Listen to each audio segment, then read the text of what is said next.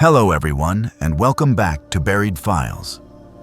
Today, we journey into the forgotten hollers and secluded ridgelines of Appalachia to bring you 8 of the most disturbing encounters ever whispered about beneath the ancient trees. The accounts you will hear were not conjured up for a campfire. Each narrative is drawn from personal reports and lifelong memories of those who still cannot explain what they faced within these shadowed mountains.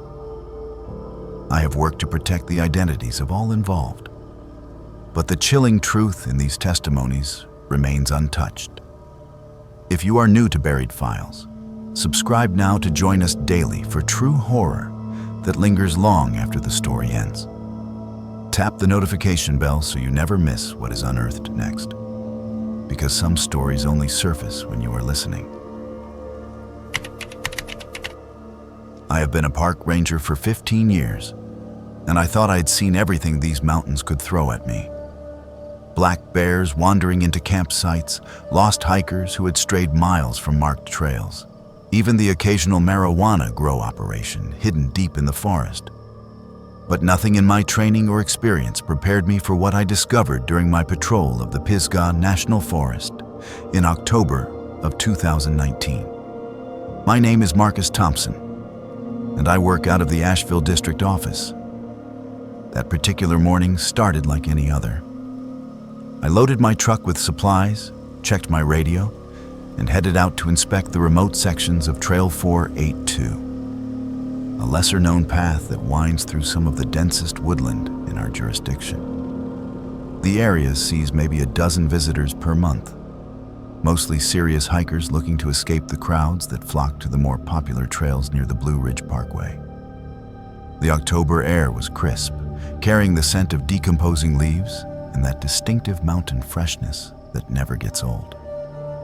I parked at the trailhead around 7 in the morning and began my routine inspection, checking for storm damage, illegal camping, and ensuring the trail markers remained visible and accurate. Everything appeared normal for the first 3 miles. It was when I reached the section known locally as Devil's Hollow that I noticed something was different.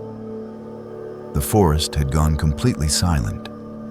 No bird calls, no rustling of small animals in the underbrush, not even the constant buzz of insects that typically fills these woods. The silence was so profound, it felt like walking through a cathedral, except this quiet carried in weight that pressed against my chest. I stopped walking and listened carefully. In 15 years of working these mountains, I had learned to trust my instincts, and every fiber of my being was telling me that something was fundamentally wrong. The hair on my arms stood up beneath my ranger jacket, and I found myself scanning the tree line with an intensity I had never felt before during a routine patrol. That was when I saw it through the trees, about 50 yards off the main trail. At first, I thought it was a trick of the light filtering through the autumn canopy. But as I moved closer, pushing through the thick undergrowth of mountain laurel and rhododendron, I realized I was looking at something that should not exist in these woods. It was a staircase. Not the wooden steps that we sometimes install for difficult terrain, but an elaborate stone staircase that appeared to be carved from a single massive piece of granite. The steps were perfectly uniform, each one exactly the same height and depth, rising up into the forest at a gentle angle before disappearing into the thick canopy above. I counted 43 visible steps before the staircase vanished into the shadows between the trees. The craftsmanship was extraordinary. Each step had been polished smooth, and despite being covered with fallen leaves, I could see that the stone showed no signs of weathering or age. There were no tool marks visible, no joints or seams that would indicate the staircase had been assembled from multiple pieces. It looked as though someone had taken a mountain and carved these steps directly from its heart. But that was impossible. I knew every inch of this forest. I had studied topographical maps, aerial photographs, and historical surveys dating back to the early 1900s. There was no record of any structure, no mention of quarrying operations, and certainly no explanation for how such a massive stone staircase could exist in the middle of a federally protected wilderness area. I pulled out my radio to report the discovery, but all I received was static. This was strange because I typically maintained clear communication with base throughout this section of trail. I tried my cell phone and found no signal, which was not unusual given our location. But the timing felt unsettling. As I stood there studying the staircase, I noticed that the silence around me had become even more pronounced. The forest felt frozen, as though time itself had stopped in this small pocket of the mountains. Even the leaves had stopped falling, hanging motionless in the air as if suspended by invisible threads. That was when I felt the pull. It started as a gentle tugging sensation in my chest, like being drawn by a magnet. I found my feet moving toward the base of the staircase without any conscious decision on my part. The feeling was similar to the compulsion you might experience when standing at the edge of a high cliff. Except instead of wanting to jump, I felt an overwhelming urge to climb. I forced myself to stop at the bottom step. The stone was warm beneath my boot, which made no sense given the cool October air. As I stood there, the pulling sensation grew stronger. It was as though something at the top of the staircase was calling to me, promising answers to questions I had never thought to ask. My rational mind kicked in. The training and protocols that had kept me safe for 15 years in these mountains. I stepped back from the staircase and pulled out my digital camera to document what I had found. But when I reviewed the photos on the camera's small screen, they showed only empty forest. No staircase, no carved stone steps, just trees and undergrowth. I looked up from the camera, and the staircase was still there, as solid and real as the ground beneath my feet. I took several more photos, but each one showed the same thing. Normal Appalachian forest with no sign of any stone structure. The pulling sensation was becoming harder to resist. I found myself taking another step toward the staircase, then another. The warm stone felt good beneath my boots, and with each step upward, the compulsion grew stronger. At the fifth step, I could hear something that might have been music, or might have been voices, drifting down from the hidden top of the staircase.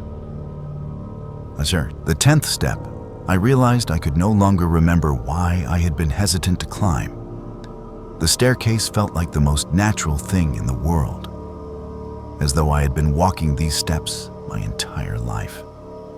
The forest around me began to change, the familiar oak and hickory trees giving way to species I could not identify, with bark that seemed to shimmer and leaves that moved in patterns that had nothing to do with wind. It was at the 15th step that I heard my name being called, not by a human voice, but by something that sounded like the forest itself speaking. The sound came from everywhere and nowhere, resonating through the stone beneath my feet and the trees around me. "Marcus," it said, in a voice like wind through caves. "Marcus, come home." That word, home, snapped me back to awareness like a physical blow. This was not my home. My home was a small house outside Asheville, with a mortgage and a dog named Scout and neighbors who borrowed my lawnmower. Whatever was calling to me from the top of these impossible steps was not offering me anything I wanted. I turned and ran down the staircase, taking the steps 3 at a time.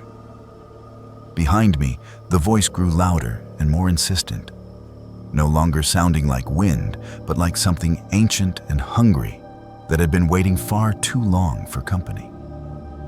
By the time I reached the bottom, the voice had become a roar that seemed to shake the very ground. I did not stop running until I reached my truck. When I looked back toward the forest, I could see nothing unusual through the trees. just the normal woodland shadows of an October afternoon. My radio crackled back to life, and I could hear my supervisor trying to reach me for a routine check-in. I never reported the staircase officially. Who would have believed me? More importantly, who might have wanted to investigate it? Instead, I quietly researched the history of that particular section of forest, diving deep into archives and old records. What I found kept me awake for months. In 1923, a surveying team had gone missing in Devil's Hollow while mapping the area for the newly established national forest. Their equipment was found scattered along what is now Trail 482, but the 5-man team was never located. The final entry in their field notes, written in increasingly erratic handwriting, described stone steps leading up into nothing, and complained that their compasses had stopped working. In 1954, a family of 4 disappeared while camping in the same area. Their campsite was discovered intact, with food still cooking over their fire and personal belongings scattered around as though they had simply walked away mid-meal. The search lasted 3 weeks and covered hundreds of square miles, but no trace of the family was ever found. There were other incidents. A hiker in 1967 who was found wandering naked and incoherent near the trail, claiming he had climbed to the top but could not find his way down. A group of college students in 1985 who reported seeing impossible architecture before 2 of their party vanished during the night. Each incident was investigated, filed, and eventually forgotten by everyone except the families left behind. I have not returned to that section of trail since October 2019. I submitted a report recommending that portion of Trail 482 be temporarily closed for geological instability, a recommendation that was accepted without question. The area remains off-limits to hikers, marked with warnings about unstable terrain and potential rockfall. But sometimes, especially on quiet October nights, when the air carries that particular mountain crispness, I can still feel the pull. It tugs at something deep in my chest, promising answers and calling me home to a place I have never been. And sometimes, when I am patrolling other sections of the forest, I catch glimpses of stone through the trees, smooth, polished surfaces that vanish when I look directly at them. I have started carrying a compass on every patrol now, though I am not sure what I will do if it ever stops working. Because I know the staircase is still there, waiting in Devil's Hollow, waiting for someone curious enough or foolish enough to climb all the way to the top and discover what has been calling from the shadows above the tree line. And I know that someday, despite every rational thought in my head, despite 15 years of training and experience, I am going to answer that call. The pull grows stronger every year, and I am not sure how much longer I can resist the invitation to come home to a place that should not exist, up steps that lead to nowhere anyone has ever returned from. The forest keeps its secrets well, but some secrets do not want to stay buried, and some staircases are meant to be climbed, no matter how much better judgment warns you to walk away. My name is Delilah Mae Sutherland, and I have lived all my life in the small town of Beckley, West Virginia. My grandmother, a woman filled with old Appalachian wisdom, told me stories about the deep hollows tucked away in the mountains before I was even tall enough to reach the kitchen table. Among all her tales, the one I remember most vividly was about Whispering Hollow, a place she warned was forbidden after nightfall. "Never go near there after dark," she would say in a voice filled with both fear and reverence. "For the singing will steal your soul away." Like most children, I dismissed these stories as superstition. My grandmother had dozens of warnings about the mountains. "Do not whistle in the woods. never follow a crying baby, and always carry iron in your pocket. But as I grew older and heard more whispered accounts from hunters, neighbors, and old-timers down at Miller's General Store, the legend of Whispering Hollow took on a life of its own, becoming more than mere myth in my mind. The hollow was a dense, almost impenetrable forest, cloaked in shadows and an unnatural silence that fell with the setting sun. What made Whispering Hollow different from the other mountain tales was the consistency of the stories. Everyone described the same haunting melody, the same irresistible pull, and the same tragic endings for those who ventured too close after dark. My great-uncle Henry had lost his hunting dog there in 1952. The animal was found 3 days later at the edge of the hollow, alive but changed, its eyes vacant and its bark forever silenced. My tale begins the summer I turned 19. I just graduated from high school, restless and filled with a desperate need to prove I was no longer the scared child who trembled when the wind stirred the leaves. That restless energy, combined with the typical arrogance of youth, drove me to convince a small group of friends, classmates from Charleston who were visiting for the weekend, to join me on a hike through Whispering Hollow. They had never heard the local legends, and their skepticism only fueled my determination to show them that the old stories were nothing but mountain superstition. "Come on, Delilah," my friend Marcus laughed when I mentioned the hollow. "You really believe your grandmother's ghost stories? Next, you will be telling us about Bigfoot and UFOs." Their mockery stung more than I cared to admit. I had spent my entire life being dismissed as the backward mountain girl by classmates from more urban parts of the state.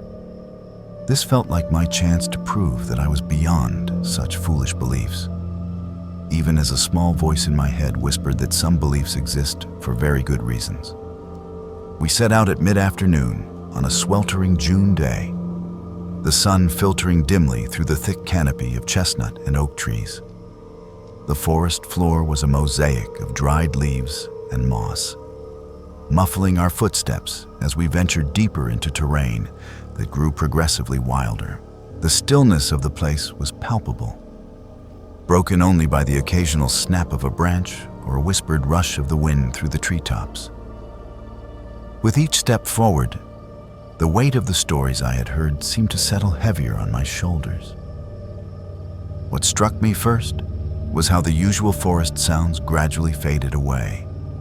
The chatter of squirrels, the calls of birds, even the buzz of insects slowly diminished until we walked in an eerie quiet that felt almost reverent. My friends continued their jokes and laughter, but I noticed their voices growing softer, as though the forest itself demanded respect. As daylight began to fade, transforming the forest into a twilight realm where shadows thickened like smoke, the singing began. At first, it was like the mere rustling of leaves, so faint I thought I might be imagining it.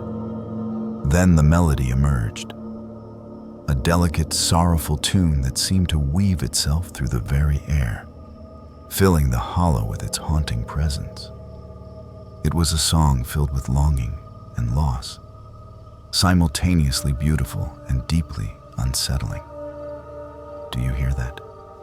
Clara whispered, her voice trembling as we all paused on the narrow deer path we had been following. "It sounds like someone is singing." I nodded, my heart pounding wildly. The music was unlike anything I had ever heard in the natural world. It held a strange power, drawing us forward with an irresistible gravity. The legend was not just a story. The hollow was alive with the voices of the lost, just as my grandmother had warned. My friend Marcus, who had been so skeptical earlier, stood frozen with his mouth slightly open.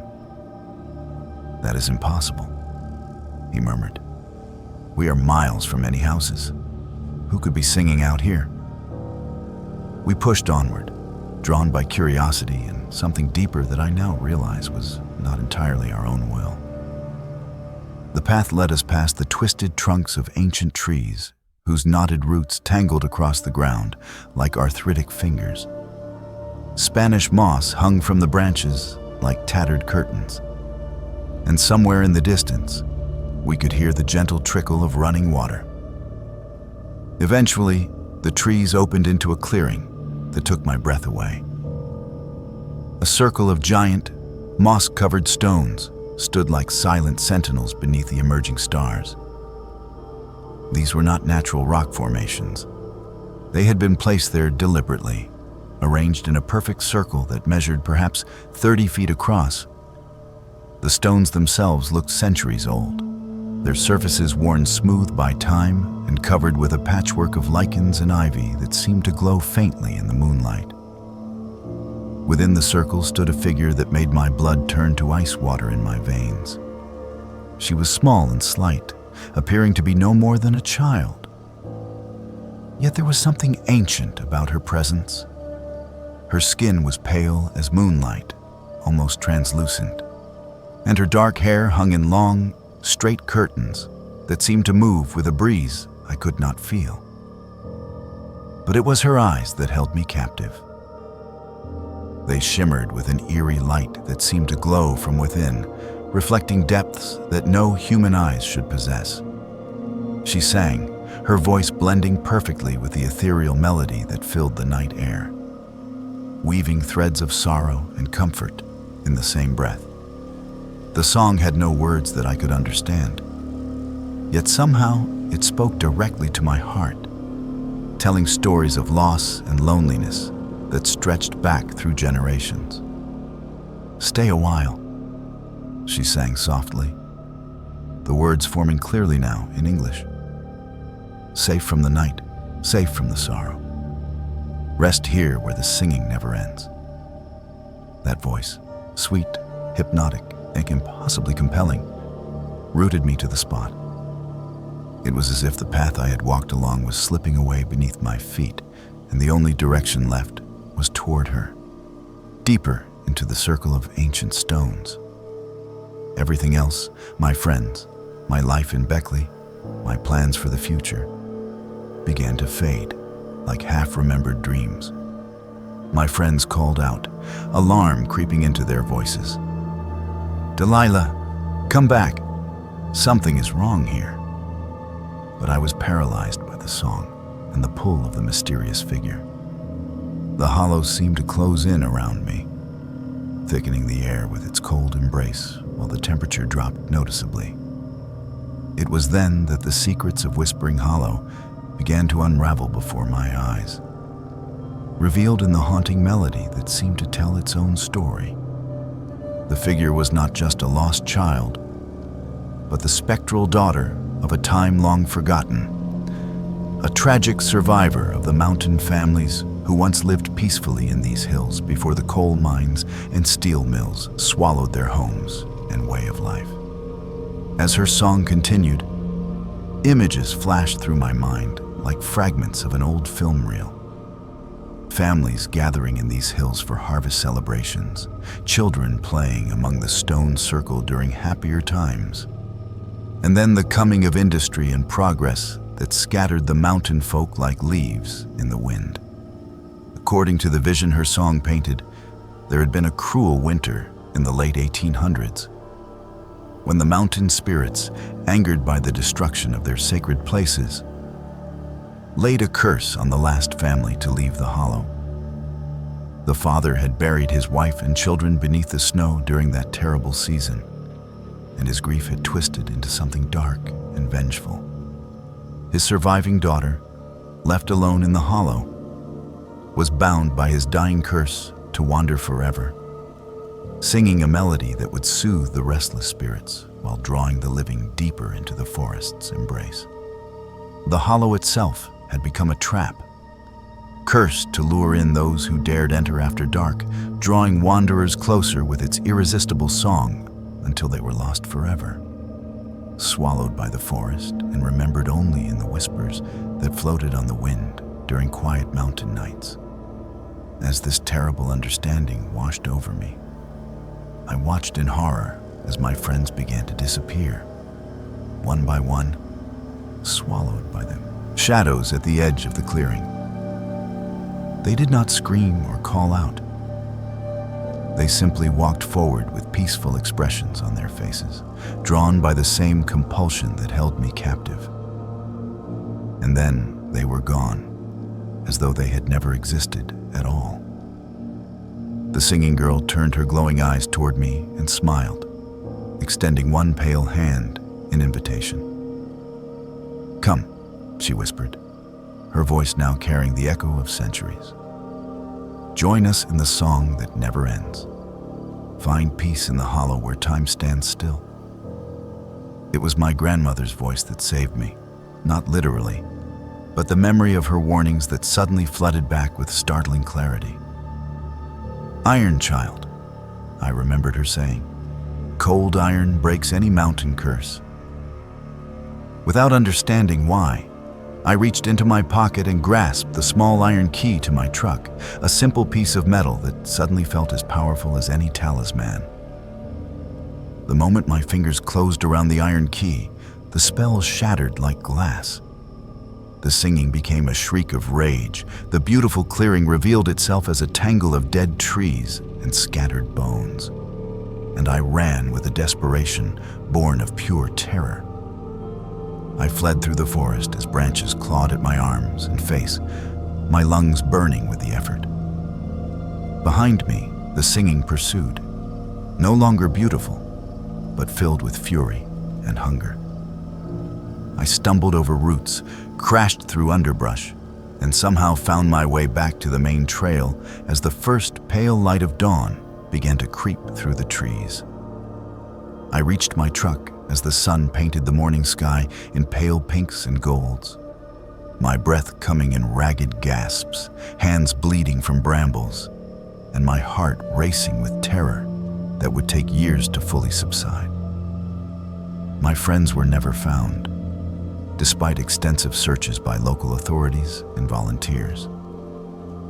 Their cars were discovered at the trailhead, but no trace of them was ever located in the hollow itself. Despite my escape, the hollow's song has never truly left me.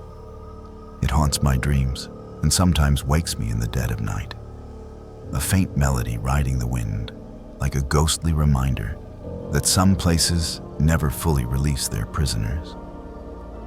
I moved away from Beckley after that summer, unable to live so close to Whispering Hollow. But distance has not provided the peace I sought. For years since, I have kept the secret of what really happened that night, telling only carefully edited versions to those few people I trusted enough to share even part of the truth. The reality of that night is darker than any mountain legend. The singing is not just a haunting echo of the past, but a living curse that waits patiently, ever hungry, ready to welcome anyone foolish enough to enter the hollow after dark. Now, when I hear faint music on quiet summer evenings or catch the slightest melody on an evening breeze, I know the hollow is calling again, waiting for its next visitors. And I know, deep in my bones, that someday it will come for me again. Because some songs are written in blood and sung with voices that will never be silenced. The mountains keep their promises, both good and ill. And Whispering Hollow has been singing the same song for more than a century, waiting patiently for those who refuse to listen to the warnings passed down through generations of mountain wisdom. My name is Jake Rodriguez, and I am from Hazard, Kentucky. I have always felt a strange pull toward the old abandoned coal mines scattered across the Appalachian Mountains. Ghostly remnants of an industry that once fueled much of America. From a young age, I was fascinated not only by their history, but also by the dark, hidden tunnels underneath those hills. The lure was magnetic, almost supernatural. My friends and I formed a group we called the Kentucky Cave Crawlers, and we were obsessed with exploring every forgotten cave, every collapsed shaft, and every hidden crevice we could find from here to Virginia. We thought we knew those woods and underground labyrinths like the back of our hands, until the night we found something that forced us to question everything we believed about what lurks beneath the surface of our mountains.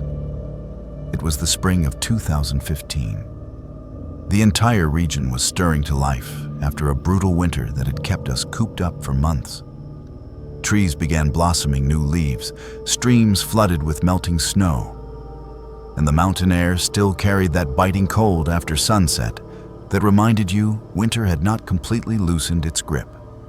Our group consisted of me, Tom, Eric, Maria, and Sean. 5 reckless 20-somethings who had been tracking down a new exploration site for weeks. We pored over historic mining records at the county courthouse, searched obscure online forums where old-timers shared forgotten stories and hand-drawn maps, and even interviewed a few elderly locals who still remembered the glory days of coal mining in eastern Kentucky.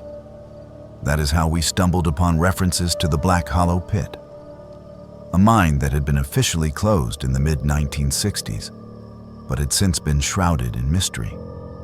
The records were incomplete, but what we could piece together painted a disturbing picture. The mine had been shut down abruptly after a series of accidents and unexplained disappearances that the mining company had tried to cover up. Workers reported strange sounds echoing from the deeper tunnels, equipment that moved on its own, and an eerie presence that seemed to watch them from the shadows. The final incident involved an entire shift of 12 miners who had gone missing without a trace. Their bodies never recovered despite extensive search efforts. The evening we arrived at Black Hollow, the sun was dipping below the ridges, painting the sky in shades of orange and red that looked like dying embers scattered across the heavens. We parked our trucks at the edge of the hollow and shouldered our backpacks, loaded down with flashlights, ropes, first aid kits, and enough supplies for what we hoped would be a thorough exploration. The entrance to the mine yawned before us like a hungry mouth, framed by the skeletal remains of rusted machinery and weathered wooden structures that had been slowly decomposing for half a century. Warning signs, their paint faded and text barely legible, were scattered around the perimeter like forgotten prayers. The air near the entrance was different, heavier somehow, charged with something indefinable that made the hair on our arms stand up. It smelled of dampness and decay, but underneath those familiar cave scents was something else, something organic and wrong that none of us could identify. Despite our unease, curiosity won out over caution, and we crossed the threshold into the darkness. Our flashlight beams cut through the thick blackness that seemed to swallow light itself. The tunnel walls pressed close around us, rough-hewn stone and timber supports that groaned ominously under the weight of decades of neglect. With each step, we stirred up clouds of dust and debris that had been undisturbed for years, creating a choking atmosphere that forced us to cover our faces with bandanas. The silence was oppressive, broken only by the occasional drip of water falling from unseen heights and the echo of our own footsteps. We spoke in hushed tones, acutely aware of how unstable this place might be, and how a single loud noise could potentially trigger a collapse. As we pushed deeper into the mine, the temperature dropped noticeably, and we found ourselves pulling on extra layers despite having been comfortable outside. Tom, who always carried the specialized equipment for our expeditions, had brought along a heavy-duty grappling hook attached to mountaineering rope, planning to explore any vertical shafts that we might encounter. After what felt like hours of walking through winding passages and navigating around cave-ins, we reached what appeared to be the main shaft, a perfectly circular abyss that plunged straight down into absolute darkness. The engineering was impressive. Whoever had carved this shaft had done so with precision and skill that spoke to the serious mining operation this had once been. Tom secured his rope to a solid anchor point and carefully lowered the grappling hook into the void. hoping to find a ledge or side tunnel somewhere below that we could explore. But no matter how much rope he fed into the shaft, the hook never caught on anything. We began to wonder just how deep this thing went and what secrets might be hidden in its depths. That was when the sound started. At first, they were so faint we thought we might be imagining them. Soft noises that could have been wind moving through the tunnels or the settling of old timbers. But gradually, they became more distinct and infinitely more disturbing. We began hearing what sounded like breathing, rhythmic and controlled, as though something large was sleeping just beyond the range of our lights. Then came the whispers. Faint at first, the voices echoed up from the depths of the shaft and drifted through the side passages, calling our names with perfect pronunciation and inflection. They spoke in familiar tones, mimicking people we knew, our parents, siblings, childhood friends, and sharing secrets that only we should have known. The voices pleaded for help, promised safety, and begged us to come closer, to help them find their way out of the darkness. Despite every instinct screaming at us to run, curiosity proved stronger than caution. We found ourselves drawn to a narrow side passage that had not been marked on any of the old mining maps we had studied. The walls of this tunnel were different from the others we had explored. They seemed to shimmer in our flashlight beams, covered with a slick, tar-like substance that was oily to the touch and gave off a pungent odor that made our eyes water. The air itself felt thick and oppressive, almost difficult to breathe. And from somewhere deep in the passage came a low, guttural humming that seemed to vibrate through the solid rock. We should have turned back then. Every survival instinct we possessed was screaming warnings. But something compelled us forward, a force that felt almost hypnotic, drawing us deeper into the bowels of the mountain despite our growing terror. That is when we encountered the thing. It emerged from the shadows, like a nightmare given form, a grotesque amalgamation of darkness and stone that defied every natural law we understood. The creature was constantly shifting and changing, its form pulsating like molten rock barely contained by some invisible force. Parts of it seemed solid one moment and vapor the next, as though it existed in multiple states of matter simultaneously. Its eyes were the worst part, blazing red coals that burned with an otherworldly intelligence and malevolence that seemed to pierce straight through to our souls. But what truly unnerved us was its voice. The thing could perfectly mimic any sound it had ever heard, and as we stood frozen in terror, it began calling to us in the voices of our loved ones. It spoke with Tom's mother's worried tone, asking why he had not called home in weeks. It used Maria's voice to beg Sean for help, claiming to be lost and afraid. Most disturbing of all, it began revealing intimate details about our lives, childhood memories, private conversations, secrets we had never shared with anyone. The realization hit us like a physical blow. This thing had been listening, learning, collecting the voices and memories of everyone who had ever entered these tunnels. The missing miners, the disappeared explorers, the workers who had vanished without a trace. They were all here in some sense, trapped within this creature's consciousness and being used as bait for the next victims. Panic erupted among our group. Eric, who had been standing closest to the thing, suddenly screamed and stumbled backward. But something grabbed him from the shadows, invisible hands that dragged him into the darkness, despite his desperate struggles. His cries for help echoed through the tunnels for what seemed like an eternity, before being cut off with terrifying abruptness. One by one, my friends vanished into the blackness. Tom disappeared while trying to help Eric, yanked into a side passage by unseen forces.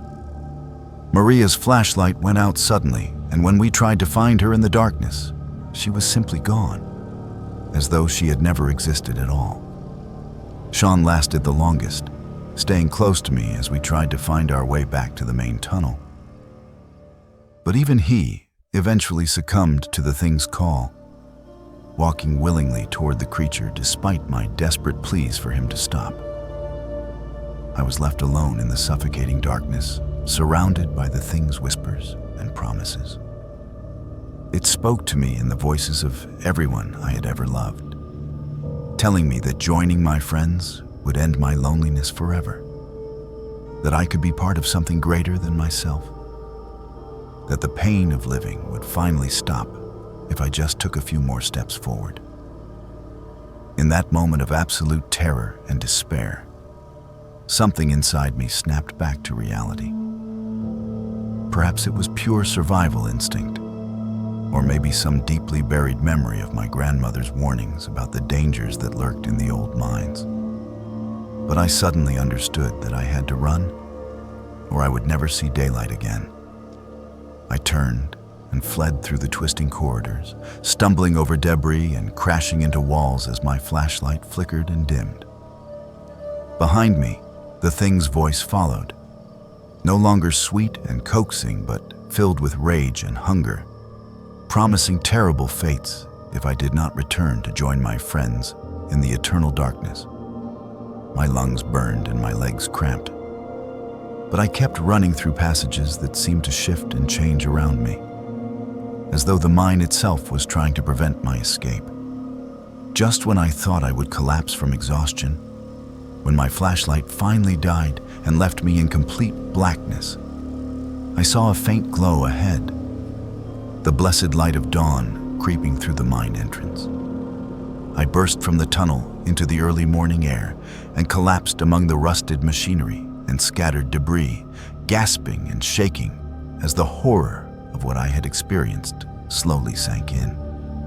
The sun was rising over the mountains, painting everything in soft pastels that seemed impossibly beautiful after the nightmare I had endured. But even in the safety of daylight, I could still hear faint echoes of the thing's voice calling from the depths, promising that it would be waiting whenever I chose to return. Since that night, my life has never been the same. The nightmares are constant and vivid, filled with visions of my friends being slowly consumed by the creature, their voices added to its collection of lures for future victims. I hear whispers in every shadow, see movement in every dark corner, and live with the constant fear that the thing might somehow follow me into the world above. I have tried to warn others about what lurks in the Black Hollow pit, but most people dismiss my story as trauma-induced delusions or an elaborate hoax.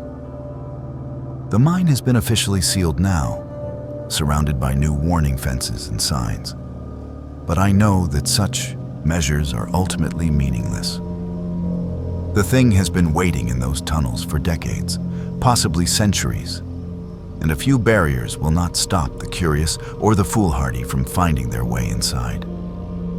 Sometimes, on quiet nights when the wind blows just right through the mountains, I swear I can still hear its voice carried on the air, calling my name, promising reunion with my lost friends, and reminding me that it knows where I live.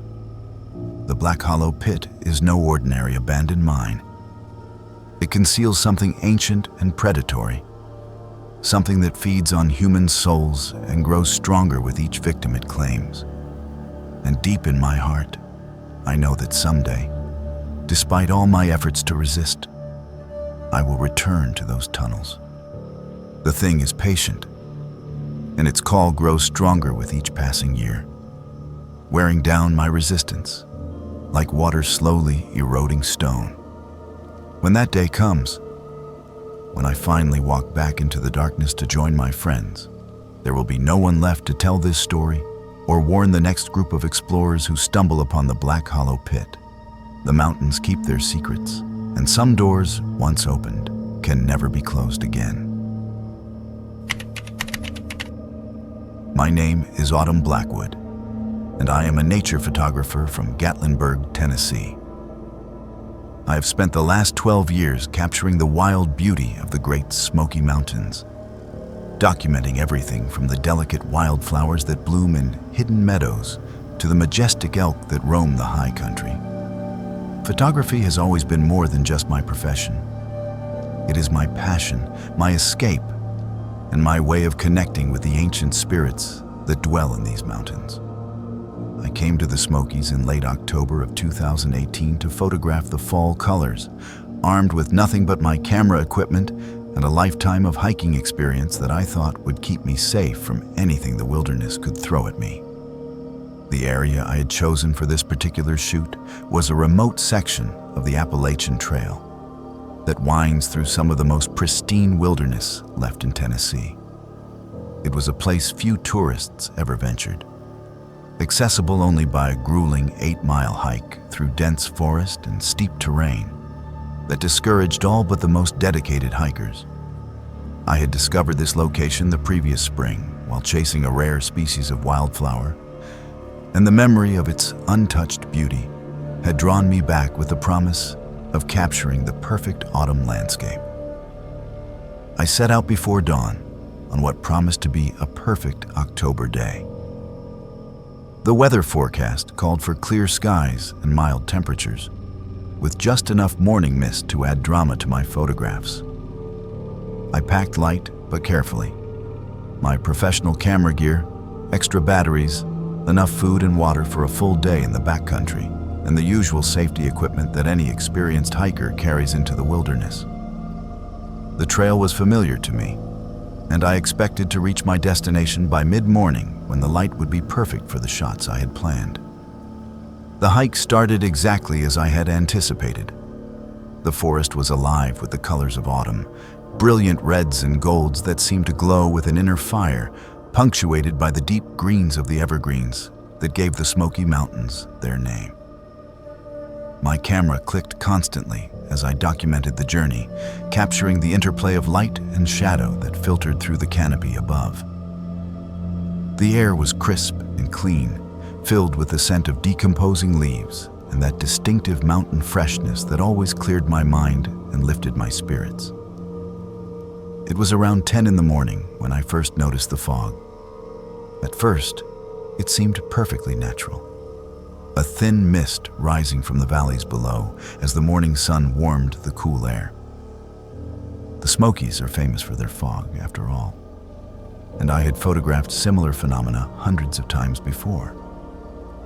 But as I continued hiking, I began to realize that this fog was different.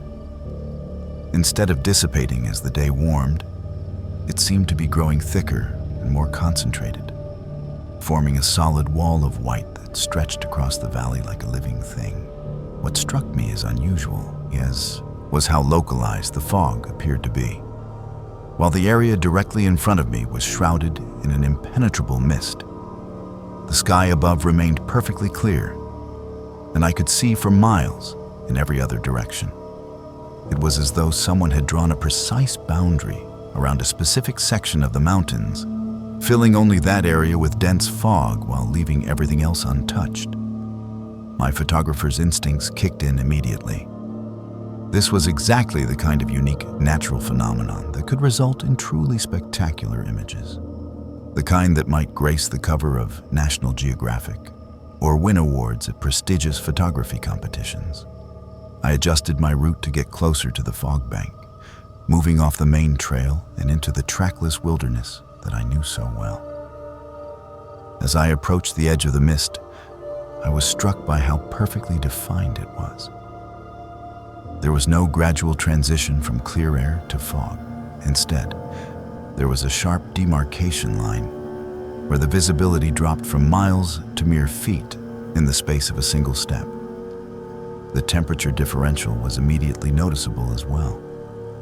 The moment I entered the fog, the air became noticeably colder and more humid, clinging to my skin like a damp blanket. I spent the next hour working the edges of the fog bank, capturing images of the ghostly trees that appeared and disappeared in the swirling mist, the way the fog seemed to move with purpose rather than simply drifting on air currents. My camera captured things my eyes missed. Strange shapes that seemed almost human, moving through the mist with deliberate intent. shadows that did not correspond to any visible objects. It was when I stopped to change lenses that I realized the fog was following me. I had moved perhaps half a mile along the ridge, staying just outside the fog bank to maintain visibility while I worked. But when I looked back at the path I had traveled, I saw that the fog had shifted position, maintaining the same relative distance from me, regardless of which direction I moved. When I walked north, the fog moved north. When I turned south, it adjusted its position accordingly. This was not the behavior of any natural weather phenomenon I had ever encountered. Intrigued rather than alarmed, I still thought I was witnessing some unusual but explainable meteorological event. I decided to test my theory more systematically. I marked my current position with a small cairn of stones and then deliberately walked a quarter mile in each direction, documenting the fog's response with my camera. The results were undeniable. The fog was actively tracking my movements, maintaining a consistent distance of approximately 50 yards, regardless of terrain or wind conditions. That was when I began to feel the first stirrings of unease. I had been hiking these mountains for over a decade, and I had never encountered anything like this before. Fog simply does not behave this way under normal circumstances. Weather systems are governed by predictable physical laws: temperature differentials, barometric pressure, wind patterns. But this fog seemed to operate according to rules I did not understand, responding to my presence in ways that defied everything I knew about meteorology. As the afternoon wore on, my unease deepened into genuine concern. The fog had not only continued to follow me, but had begun to behave more aggressively. Several times I found myself inadvertently entering the mist when the boundary shifted suddenly, enveloping me in a disorienting whiteout that made navigation impossible. During these brief encounters, I experienced strange sensations: the feeling of being watched by unseen eyes, whispers that might have been wind but sounded disturbingly like human voices, and shadows moving just beyond the edge of visibility. Most disturbing of all was what happened to my sense of time and direction within the fog. On multiple occasions, I would enter the mist for what felt like only a few minutes, only to emerge and discover that hours had passed, and I was miles from where I thought I should be. My GPS became unreliable within the fog, displaying impossible coordinates or simply losing signal altogether. My compass spun wildly, unable to find magnetic north. It was during one of these disorienting episodes that I encountered the figures. I had been engulfed by the fog for what felt like an eternity, stumbling blindly through the mist while trying to find my way back to familiar terrain. The visibility was down to perhaps 3 feet, and every direction looked identical: an endless maze of ghostly trees and swirling white vapor. My calls for help were absorbed by the fog without even an echo, as though the mist itself was consuming sound. That was when I saw them moving through the fog ahead of me. Human-shaped silhouettes that appeared and disappeared like phantoms. At first, I thought they might be other hikers who had become lost in the same phenomenon I was experiencing, and I called out to them desperately, hoping they might be able to help me navigate out of this supernatural labyrinth. But as I got closer, I realized that these figures were not entirely human. They moved with a strange, gliding motion that seemed to defy gravity, their feet never quite touching the ground. Their proportions were subtly wrong: arms that were too long, heads that were too large, limbs that bent in directions that human joints should not allow. And their faces, when I caught glimpses of them through the swirling mist, were blank spaces where features should have been. Smooth and featureless, like mannequins that had never been properly finished. The figures seemed aware of my presence, but showed no interest in helping me. Instead, they appeared to be hurting me, moving in coordinated patterns that gradually forced me deeper into the fog, away from the safety of clear air and familiar landmarks.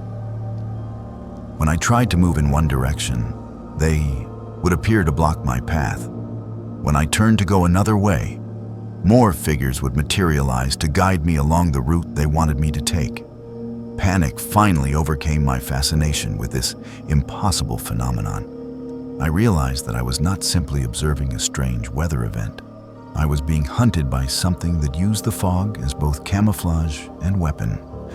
Something that had possibly been responsible for the unexplained disappearances that occasionally plagued these mountains. Stories I had dismissed as local folklore suddenly took on terrifying new significance. Hikers who had vanished without a trace, search parties that found no evidence despite extensive efforts, the whispered warnings about certain areas of the mountains that should be avoided during times of heavy fog. Drawing on every ounce of my wilderness survival training, I forced myself to stop panicking and think rationally about my situation.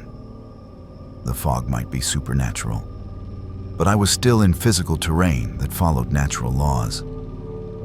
I still had my compass, even if it was spinning wildly, and I still had a general sense of the topography, even if my GPS was failing. Most importantly, I still had my camera, which had been faithfully documenting everything I had experienced. I began taking photographs rapidly, using the camera's flash to illuminate the fog around me in brief, brilliant bursts. The strobing light seemed to disorient the figures that had been hurting me, causing them to retreat temporarily into the deeper mist. More importantly, the flash revealed details about my surroundings that were invisible to the naked eye. The actual positions of trees and rocks, the slope of the terrain, and most critically, a faint game trail that led uphill toward what I hoped would be clear air. Using the camera flash as my guide, I fought my way through the fog toward higher ground. The figures followed, their movements becoming more frantic and aggressive as they realized I was escaping their trap. At times, I felt cold hands grasping at my backpack and clothing, trying to pull me back into the depths of the mist. But each time, another burst of light from my camera would force them to retreat, giving me precious moments to continue my desperate ascent. After what felt like hours but could have been minutes, time had no meaning within the fog. I finally broke through the upper boundary of the mist and collapsed on solid ground under clear blue skies.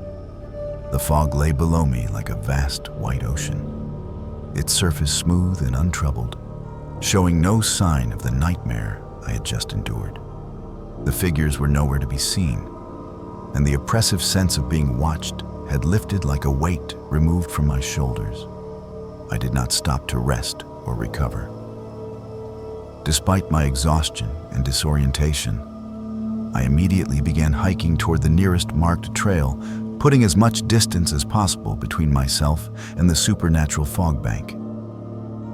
It was not until I reached the safety of the main Appalachian Trail, with other hikers visible in both directions, that I finally allowed myself to stop and process what had happened.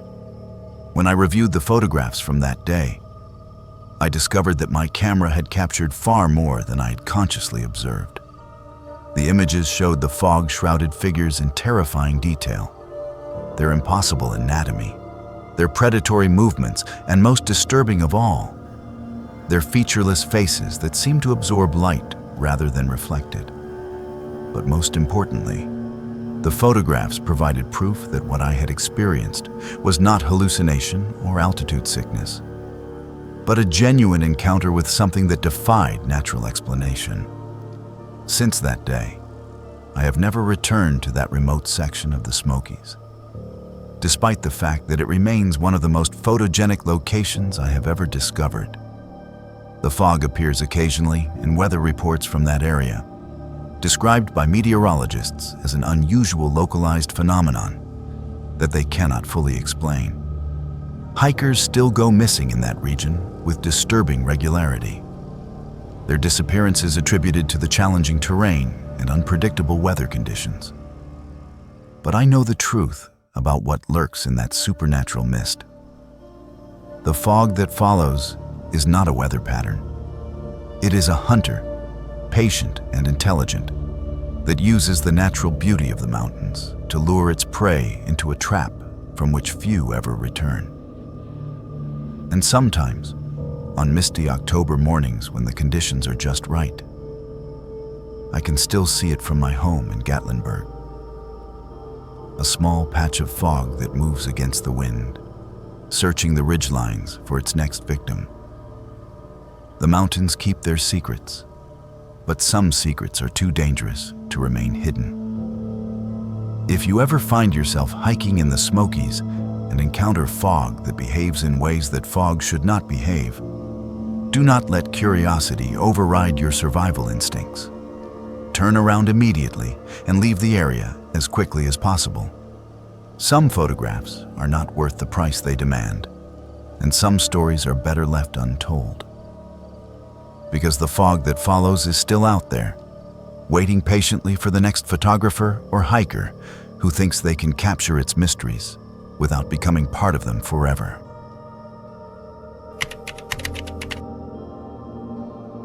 My name is Benjamin O'Sullivan, but everyone has always called me Benny. I am from Charleston, West Virginia, and this is a story I have kept buried for 37 years. A story about 3 months of my childhood that I had convinced myself were nothing more than an overactive imagination until recent events forced me to confront the truth. When I was 8 years old, my family moved to a remote cabin on Pine Ridge, deep in the mountains of West Virginia. For those 3 months during the summer of 1987, I played with children who should never have existed, and the memories of that time have haunted me ever since. My parents, both city people who had grown tired of the hustle and bustle of Charleston, decided that summer to rent a cabin far from civilization. They spoke of wanting to reconnect with nature, to give their children a taste of the simple mountain life they themselves had never experienced. The cabin they found was isolated, even by Appalachian standards. A 2-room log structure built sometime in the early 1900s, accessible only by a winding dirt road that seemed to disappear into the forest itself. Pine Ridge had once been home to a thriving mining community. The mountains were honeycombed with coal shafts and the remnants of company housing. But by the 1980s, nothing remained except foundations overgrown with weeds and rusted machinery, slowly being reclaimed by the forest. The nearest neighbors were 15 miles away, and the silence of the mountains was broken only by the sound of wind through the trees and the occasional call of a mountain bird. For the first week, I was miserable. An 8-year-old boy accustomed to sidewalks and playgrounds found little to entertain himself with among the endless trees and rocky outcroppings. My older sister Rebecca spent her time reading books she had brought from home, showing no interest in exploring our temporary wilderness home. My parents were busy with adult concerns, setting up the cabin, establishing routines, and marveling at the natural beauty that surrounded us but meant little to a bored child. It was on the 8th day of our mountain exile that I first encountered them. I had been wandering aimlessly through the woods behind our cabin, following what appeared to be an old trail that might once have connected the scattered mining settlements. The path led me to a clearing where the foundations of several buildings were still visible beneath decades of accumulated leaves and undergrowth. As I stood there trying to imagine what this place might have looked like when it was inhabited, I heard the sound of children laughing. At first, I thought my mind was playing tricks on me. We were miles from the nearest house, and I had seen no evidence that any other families were spending their summer in this remote location. But the laughter was unmistakable. The high, clear voices of children at play, filled with the kind of pure joy that only the very young can experience. Following the sound, I pushed through a stand of young pine trees and found myself looking at a group of 5 children playing in what had once been the yard of a large building. They appeared to be roughly my own age, dressed in clothes that seemed oddly old-fashioned, but not unusual enough to strike me as particularly strange at first glance. What did catch my attention was how clean and well-maintained their clothing appeared, despite the fact that they were playing in dirt and undergrowth that should have left them covered in grime. The children noticed me immediately and waved me over with enthusiastic greetings. "Come play with us," called a girl with dark braids tied with bright blue ribbons. We have been waiting for someone new to join our games. Their friendliness was infectious, and within minutes I had forgotten my loneliness and boredom in the excitement of having found playmates in this isolated mountain retreat. They told me their names: Mary, Thomas, James, Sarah, and little Lucy, and introduced me to games I had never heard of before, but that seemed perfectly natural and entertaining. We played hide and seek among the ruins, built elaborate forts from fallen branches, and told stories that seemed to transport us to other times and places. What struck me as remarkable was how much these children knew about the history of Pine Ridge.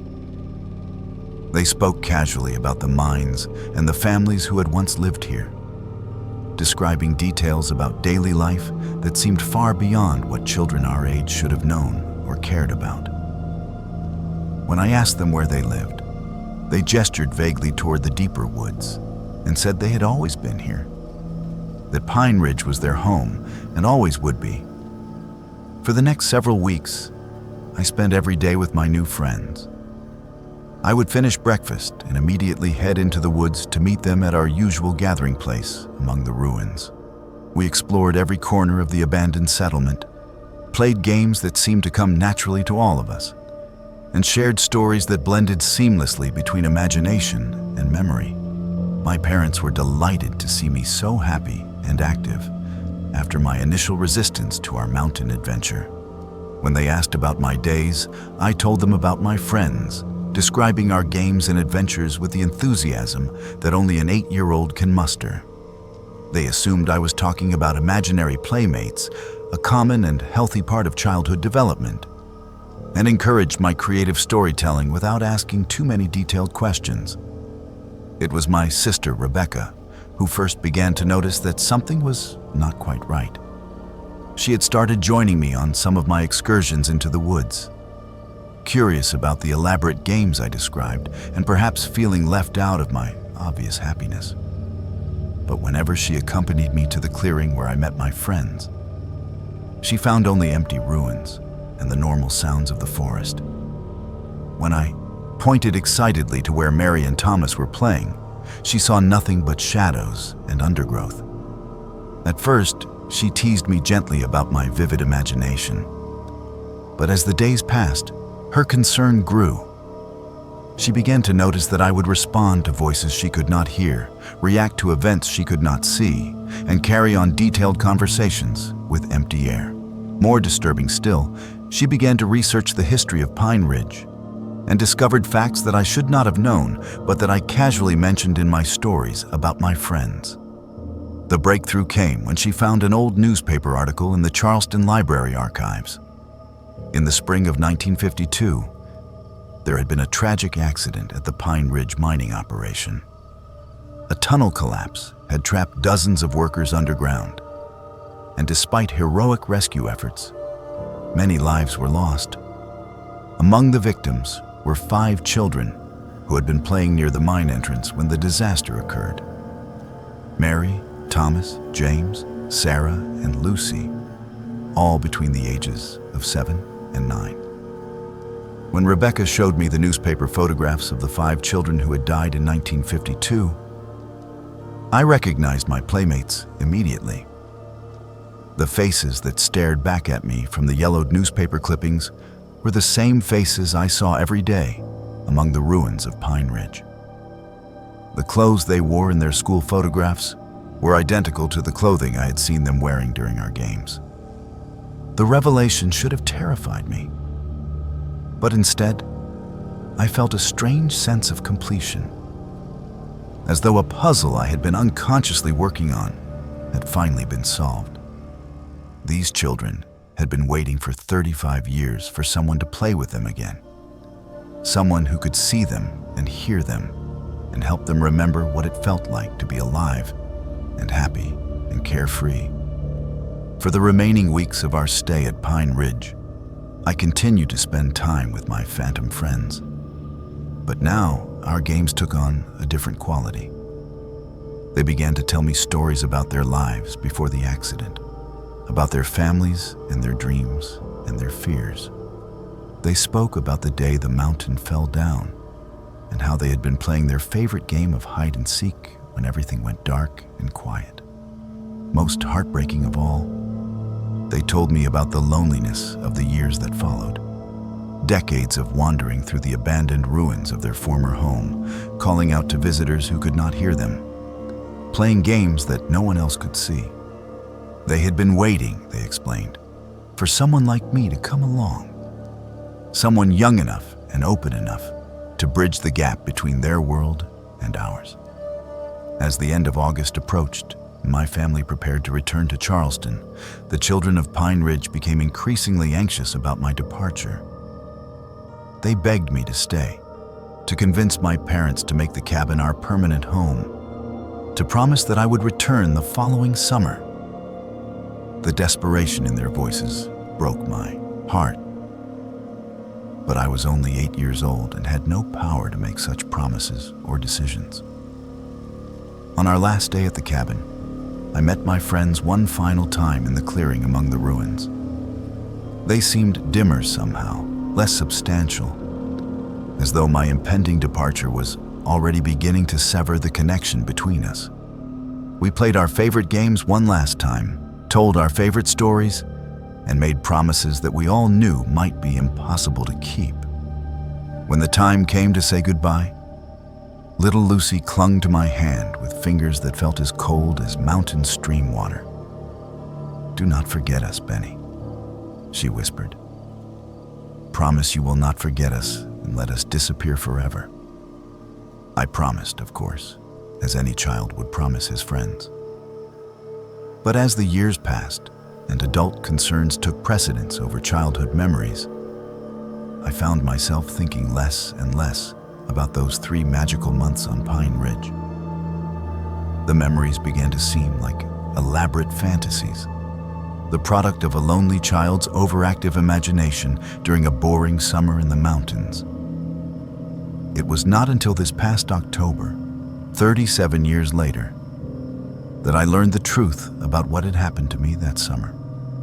I had returned to West Virginia for my father's funeral, and while going through his papers, I found a box of old photographs and documents from our time at the cabin.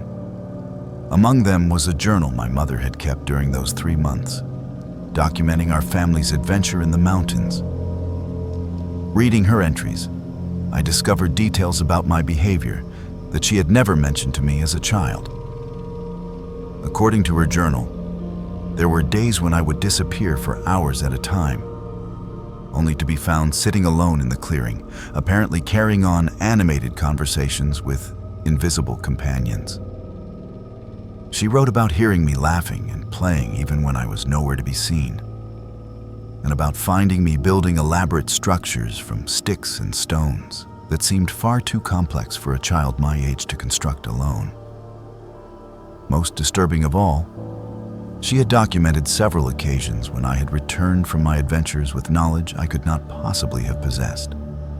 Detailed information about the mining operations, accurate descriptions of buildings that had been demolished decades before our arrival, and stories about families who had lived on Pine Ridge in the early 1900s. But the final entry in her journal was what convinced me that my childhood memories were more than imagination. On the day before we left the cabin, my mother had found me in the clearing one last time, sitting alone but clearly interacting with unseen presences. As she watched from the edge of the forest, she saw something that challenged everything she believed about the natural world. For just a moment, in the shifting patterns of light and shadow among the ruins, she caught a glimpse of 5 children playing with their invisible friend. Children who flickered in and out of visibility like figures seen through heat waves, their laughter echoing faintly through the mountain air before fading into silence. Now, as an adult with children of my own, I understand what happened during those 3 months on Pine Ridge.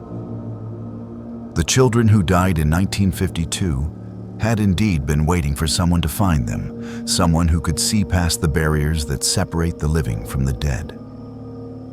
For a brief time that summer, I had served as their bridge back to the world of the living, giving them a chance to play and laugh and feel alive again. I have never returned to Pine Ridge, despite the promises I made as a child. Life has a way of pulling us away from the mysteries and magic of our youth, filling our days with responsibilities and practical concerns that leave little room for phantom playmates and ghostly games. But sometimes, on quiet summer evenings, when the air is still and the shadows are long, I can still hear the faint sound of children laughing somewhere far away in the mountains.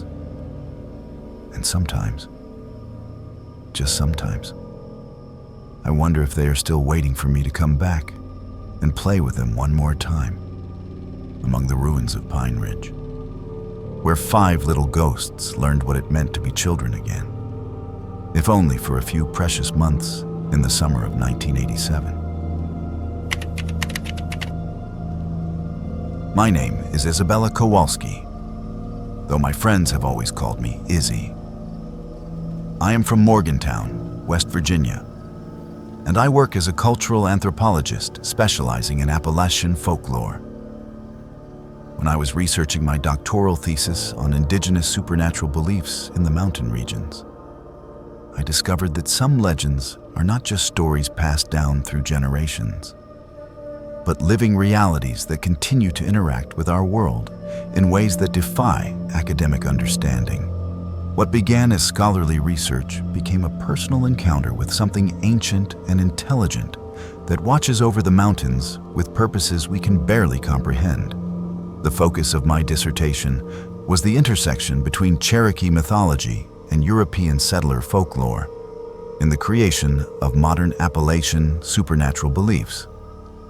I had spent 2 years collecting oral histories from elderly residents throughout West Virginia, Kentucky, and Tennessee, documenting the ways that different cultural traditions had blended together over centuries to create unique regional legends.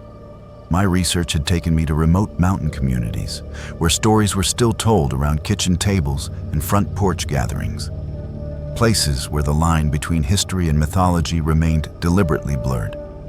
It was during this fieldwork that I first heard whispers about Devil's Backbone, a narrow ridge deep in the Monongahela National Forest that locals claimed was protected by something they called the Watcher. The stories were fragmentary and contradictory. Some described it as a guardian spirit left behind by the Cherokee to protect sacred burial grounds, while others claimed it was something older and more alien that had lived in the mountains since before humans arrived. What remained consistent across all versions was the warning that certain areas of Devil's Backbone should never be approached by outsiders, especially those who came seeking to study or document what they found there. As an academic trained in critical thinking and scientific methodology, I initially dismissed these warnings as typical folklore designed to keep strangers away from culturally sensitive sites. But the more interviews I conducted, the more I began to notice patterns that suggested something more substantial than mere superstition. Multiple witnesses, separated by decades and having no contact with each other, described identical encounters with something that watched them from the shadows of the forest, something that seemed to understand human behavior and motivations better than humans understood themselves. My decision to visit Devil's Backbone in person was driven by scholarly curiosity rather than belief in the supernatural. I wanted to document the site that had generated so many consistent stories.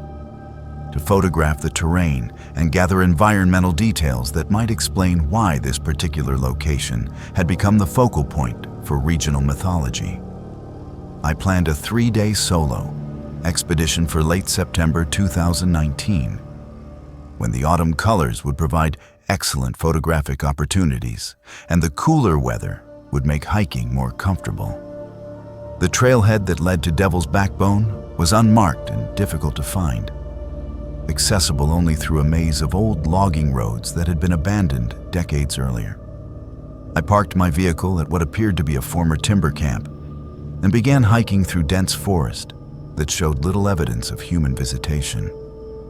The trees were ancient and massive, creating a canopy so thick that even midday sunlight barely penetrated to the forest floor. The silence was profound and unsettling.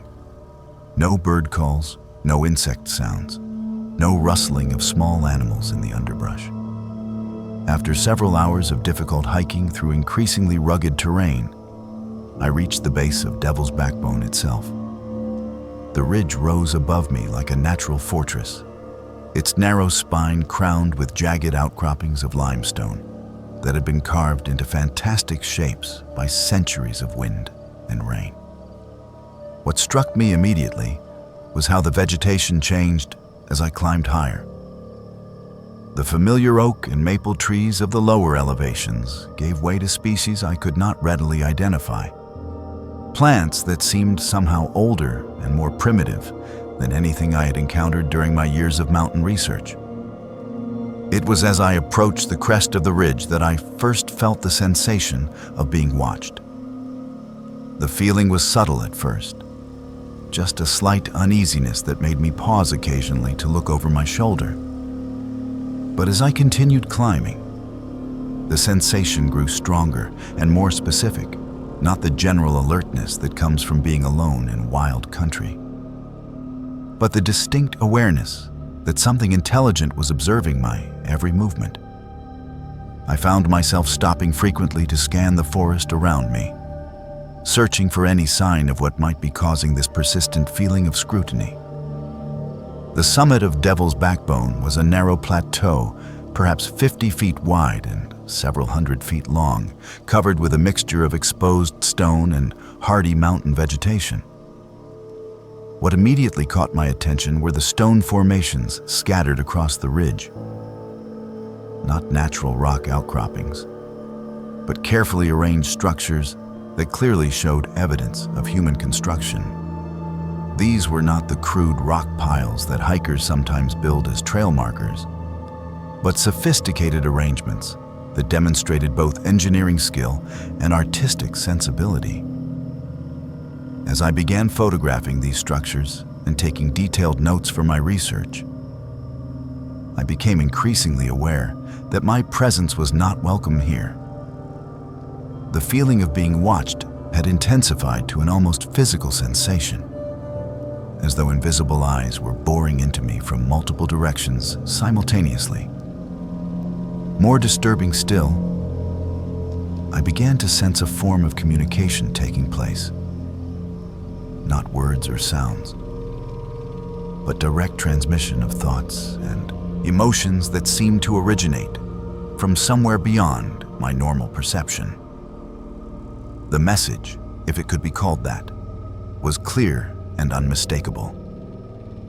I was trespassing in a place that was not meant for human visitation, studying things that were not meant to be documented or understood by outsiders.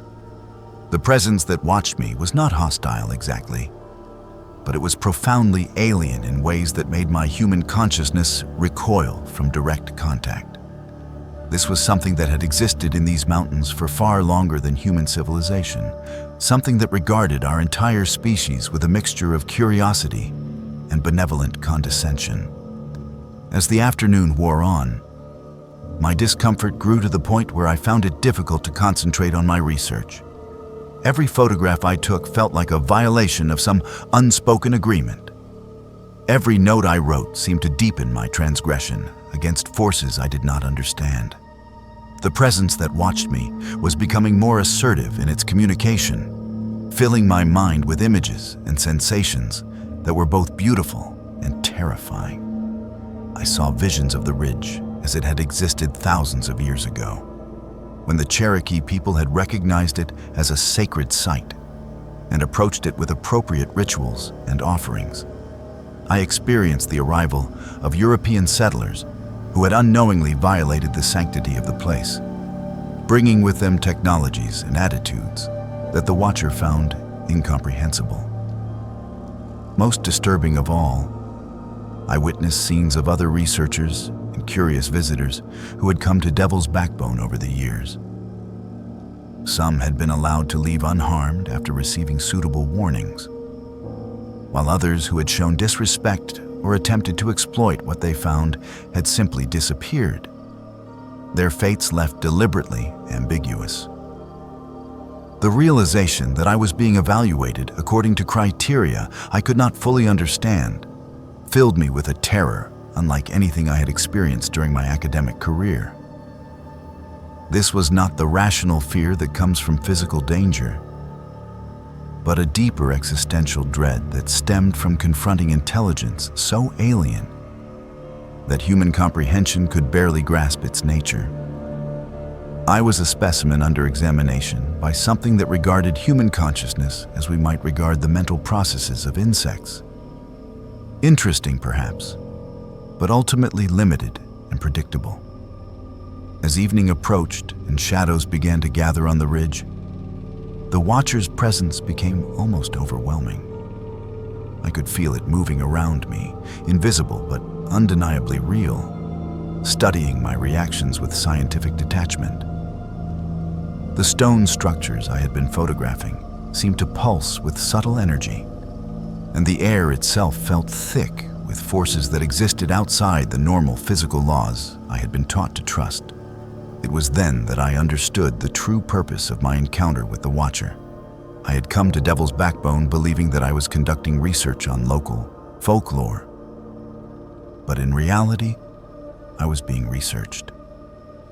The entity that guarded this ridge had been observing human behavior for centuries, collecting data about our species with the same methodical approach that I had been using to study Appalachian legends. Every visitor to the ridge became part of an ongoing experiment, their responses carefully cataloged and analyzed by an intelligence that was trying to understand the strange creatures that had recently appeared in its ancient domain. The anthropologist in me found this reversal of roles both fascinating and humbling. I had spent years studying the beliefs and behaviors of mountain communities, approaching them as subjects to be understood and documented. Now I found myself in the position of being the subject, examined by an intelligence far superior to my own. My every thought and reaction, noted for purposes I could not begin to fathom. As darkness fell completely over Devil's Backbone, the Watcher finally made direct contact with my consciousness. The communication was not verbal. It came as a flood of pure information that bypassed language entirely.